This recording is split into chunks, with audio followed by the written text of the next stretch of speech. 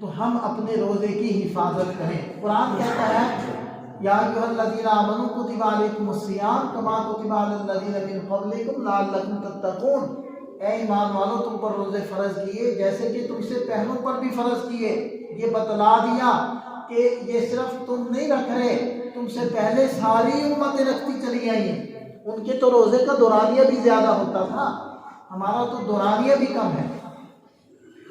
اور روزہ کس لیے فرض کیا ہے؟ تاکہ تمہارے اندر تقویٰ پیدا ہو۔ اور تقویٰ کسے کہتے ہیں؟ فرائض سنن کی ادائیگی کے ساتھ ساتھ گناہوں سے حفاظت، گناہوں سے بچنا، یہ تقویٰ ہے۔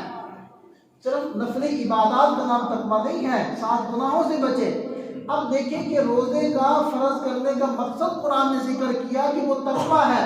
اب اگر رمضان گزرا، ایک دن گزرا اور میرے اندر تقوی کا ایک درجہ پیدا نہ ہوا، دوسرا گزرا دوسرا تقوی کا، یعنی مثلا میں 30 گناہوں میں مبتلا ہوں، تو پہلے دن پہلا گناہ چھوٹ جائے، دوسرے دن دوسرا چھوٹ جائے، تیسرے دن تیسرا چھوٹ جائے، حتیٰ کہ 30 دن جب پورے ہوں تو میرے 30 کے 30 گناہ جو میرے اندر تھے وہ چھوٹ چکے ہوں، ختم ہو چکے ہوں، تو یہ ہے رمضان کے مقصد کا حصول۔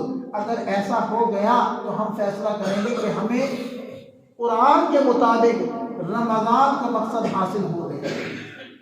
اور اگر 30 دن گزر گئے یا 29 دن گزر گئے، میں جیسا تھا ویسا کا ویسا ہی ہوں، چاند رات آئی اور وہی سارے گناہ، عید آئی وہی سارے گناہ، عید سے اگلا دن ہوا وہی سارے گناہ، تو اس کا مطلب ہے رمضان گزر گیا، روزے بھی رکھ لیے، عبادات بھی کر لی اور اس کا ثواب بھی انشاءاللہ ملے گا، لیکن رمضان کا مقصد مجھے حاصل نہ ہو سکا۔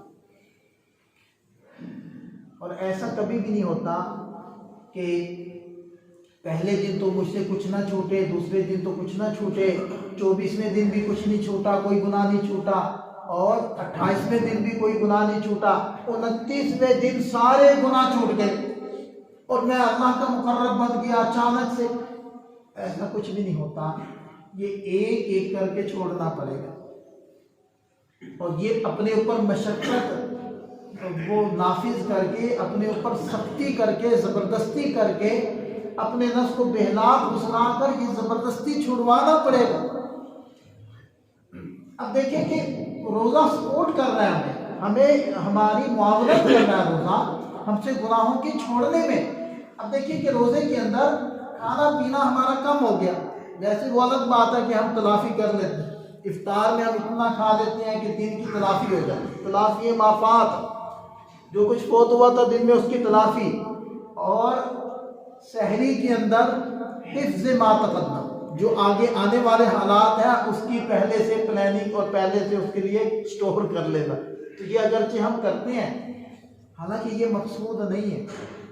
بعض لوگ یہ نسخے بھی دے رہے ہوتے ہیں کہ فلاں کھانا کھاؤ نا تو آپ کو بھوک کم لگے گی، جب بہت دیر تک آپ کو بھوک نہیں لگے گی، فلاں چیز کھاؤ تو آپ کو پیاس نہیں لگے گی۔ بھائی بھوک اور پیاس کا لگنا خود روزے میں مطلوب ہے۔ اللہ تعالیٰ یہ چاہتے ہیں کہ لگے، جسم کمزور ہو، بھوک لگے اور جسم کمزور ہو، پیاس لگے جسم کمزور ہو، یہ نفس کمزور ہو ہمارا، یہ تو مقصود ہے۔ اور مشائخ کے جو تذکرے ہم پڑھتے ہیں ان کتابوں میں لکھے ہیں، ان کی یہ عادت تھی کہ وہ معمولی سا افطار کرنا اور معمولی سا سحری کھانا، یہ ان کی ترتیب تھی۔ تو یہ تو مقصد ہے روزے کا کہ جسم کمزور ہو اور اس کے اندر روحانیت بڑھے، ملکوتیت بڑھے۔ ملکوتیت یعنی فرشتوں والی صفات، فرشتے کھانے پینے سے پاک ہے نا، کبھی نہیں کھاتے اور نہ کبھی بھی کھائیں گے، تو یہ صفات بندوں میں پیدا کرنا مقصود ہے، پورا دن اس کو بھوکا رکھ کے۔ اور کون سی مہک اللہ تعالیٰ کو پسند ہے روزے دار کی؟ جب اس کا معدہ خالی ہو جاتا ہے، خالی معدہ ہونے کی وجہ سے جو منہ سے مہک آتی ہے، اللہ کو وہ پسندیدہ ہے۔ تو وہ جتنی جلدی بھوک لگے گی اتنا جلدی انسان کی مہک وہ اللہ کو محبوب ہوگی۔ تو یہ بھوک تو مطلوب ہے۔ تو یہ بھوک اور یہ پیاس اور یہ جسمانی کمزوری، اس سے حیوانیت انسان کے اندر وہ کمزور پڑتی ہے، کیونکہ انسان دو ہی چیزوں کا مجموعہ ہے، جسم ہے اور روح ہے۔ تو جسم کے جو تقاضے ہیں وہ حیوان اردو کے اندر نا ہم حیوان کو لیتے ہیں گالی والے معنی میں، مطلب گھوڑا گدھے والے معنی میں ہم لیتے ہیں، تو حیوان ہے۔ حالانکہ عربی کے اندر حیوان، انسان کی جو تعریف ہے نا اس کے اندر حیوان کا لفظ شامل ہے۔ حیوان ناطق کہتے ہیں کہ یہ ایسا جاندار ہے کہ جو گفتگو کر سکتا ہے، جو ما فی ضمیر کو بیان کر سکتا ہے۔ تو حیوان کا لفظ انسان کی تعریف کا حصہ ہے، تو جس معنی میں ہم جاندار کو لیتے ہیں اس معنی میں عربی میں لفظ حیوان کو لیا جاتا ہے۔ تو اس وجہ سے ہمارے اندر حیوانیت بھی ہے، اس حیوانیت کی وجہ سے ہم گناہ کی طرف جاتے ہیں۔ تو روزے کی برکت سے انسان کا جسم کمزور ہو کر حیوانیت کمزور ہوتی ہے، اور ملکوتیت اور روحانیت وہ ترقی پذیر ہوتی ہے اور قوی ہوتی ہے۔ تو روزہ ہماری معاونت کر رہا ہے۔ پھر دوسری بات دیکھیں کہ روزے کے اندر ہم سے مشق کروائی جا رہی ہے، ہم اس کا ادراک کریں، ہم اس کو سمجھیں کہ ہم سے کیسے مشق کروائی جا رہی ہے۔ کھانا موجود ہے، پانی موجود ہے، اور ہمیں بھوک بھی لگ رہی ہے، ہم اکیلے بھی ہیں، کوئی دیکھ بھی نہیں رہا، ہم پانی پی سکتے ہیں لیکن نہیں پی رہے، نہیں کھا رہے۔ یہ مشق ہی تو ہو رہی ہے، یہ کیوں نہیں کھا رہے، کیوں نہیں پی رہے؟ کسی سے کوئی پوچھے تو وہ کیا جواب دے گا؟ اللہ تعالیٰ نے منع کیا ہے۔ تو یہی تو وہ مشق ہے کہ پھر وہ گناہ کیوں کرتے ہو؟ اس سے بھی تو اللہ نے منع کیا ہے۔ تو یہ مشق، اس مشق کا ہم ادراک کریں اور اس کو بقیہ زندگی کے اندر نافذ کریں کہ ان سارے گناہوں کو بھی چھوڑیں کہ جن کو وقتی نہیں اللہ تعالیٰ نے ہمیشہ کے لیے چھوڑنے کا حکم دیا ہے۔ یہ کھانا پینا تو وقتی منع ہے، صرف دن میں جب رات ہوتی ہے تو سب چیزوں کی اجازت مل جاتی ہے۔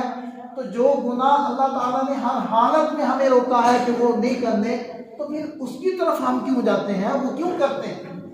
اور میرے محترم دوستو، جب تک ہم گناہوں سے نہیں بچیں گے اس وقت تک ہمیں روزے کا مقصد حاصل نہیں ہوگا، اور جب تک ہم روزے کے ذریعے سے مشق کا ادراک کر کے اس کو بقیہ زندگی میں نافذ نہیں کریں گے روزے کا مقصد حاصل نہیں ہوگا، اور جب تک ہم حلال مال سے افطار نہیں کریں گے اس وقت تک ہمیں روزے کا مقصد حاصل نہیں ہوگا۔ روزہ تو ختم ہو گیا، روزے کے پلے کیا رہا کہ جو حرام مال سے اس کو افطار کر رہا ہے اس کا کیا ثواب مل رہا ہے؟ اور حرام ذریعے کیا کیا ہے وہ ہمیں بخوبی پتہ ہے۔ جن مسئلوں کو پوچھنے سے پہلے ہم رک جاتے ہیں نا، نہیں پوچھتے، اور دل میں یہ خود ہوتی ہے کہ یار مفتی صاحب، مولوی صاحب وہ منع نہ کر دیں، یہ لگتا تو گڑبڑ ہی ہے، پوچھوں گا تو وہ لازمی منع کر دیں گے، چھوڑو پوچھتے نہیں ہیں، بس آپ سمجھ جاؤ کہ وہ کام کیا ہے۔ اکثر لوگ کاروباری مسائل نہیں پوچھتے، جو ہم سے مسائل پوچھ رہے ہیں نا وہ پوچھتے ہیں طلاق کے، یا کچھ وراثت کے مسائل پوچھتے ہیں، یا کوئی نماز روزے کے، اور بسا اوقات لوگ پوچھتے ہیں کہ جی میں یہ درود پڑھتا ہوں، یہ بہتر ہے یا فلانے والا درود بہتر ہے، یہ میں دعا پڑھتا ہوں، یہ ذرا سن لینا، یہ میں نے ٹھیک یاد کی ہوئی ہے۔ یہ مسئلے لوگ ہم سے پوچھتے ہیں۔ معاملات خاص طور پر آج کل کا نوجوان طبقہ جو نئے کاروبار میں آ رہا ہے، اور خاص طور پر یہ جو آن لائن بہت سارے کاروبار چل رہے ہیں مختلف ایپ کے ذریعے سے، اور وہ شارٹ کٹ دکھا رہے ہیں امیر ہونے کے، وہ تقریباً سارے ہی ناجائز ہیں، سارے حرام، ساری دو نمبریاں، ساری دھوکہ دہی ہے، اور دو نمبر طریقے سے وہ پیسے اینٹ رہے ہیں لوگوں سے، عوام سے، لیکن نوجوان نہیں پوچھتے، انہیں پتہ ہے کہ پوچھیں گے تو وہ آگے سے فتویٰ یہی آنا کہ ناجائز ہے، تو ہم پوچھتے ہی نہیں۔ تو معاملات جب تک ٹھیک نہیں ہوں گے آمدن حلال نہیں ہوگی، جب تک آمدن حلال نہیں ہوگی ایک حرام کا لقمہ پیٹ میں چلا جائے 40 دن تک کی عبادت کی قبولیت ہٹا دی جاتی ہے۔ 40 دن تک تب ہے جب ان 40 دن تک مزید حرام کا لقمہ نہ جائے، اس ایک لقمے کا اثر 40 دن تک چلے گا، لیکن اگر ہر روز ہی حرام کے لقمے پڑ رہے ہیں پیٹ میں تو پھر کہاں سے 40 دن شروع کریں گے؟ تو وہ 40ویں دن کے بعد دوبارہ سے قبولیت شروع ہو جائے گی اعمال کی، اور اس کے جو اثرات تھے، اس کے جو فضائل تھے وہ ملنے شروع ہو جائیں گے۔ وہ تب ہے جب پھر 40 دن بچے۔ حضرت صدیق اکبر رضی اللہ عنہ کو شک ہو گیا تھا ایک کھانے کے بارے میں کہ یہ مشتبہ مال ہے، تو انہوں نے پانی پی پی کر حلق میں انگلی ڈال ڈال کے طے کر کے جب تک اس کو نکال نہیں دیا، تسلی نہیں ہوگی، اس وقت تک چین نہیں ان کو ہے۔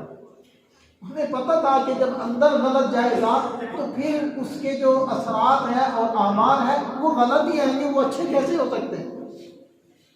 تو اگر عقل حلال نہیں ہوگا تو روزہ ضائع ہو گیا، روزے کا کوئی فائدہ نہیں ہے، پھر مقصد ہمیں حاصل نہیں ہوگا۔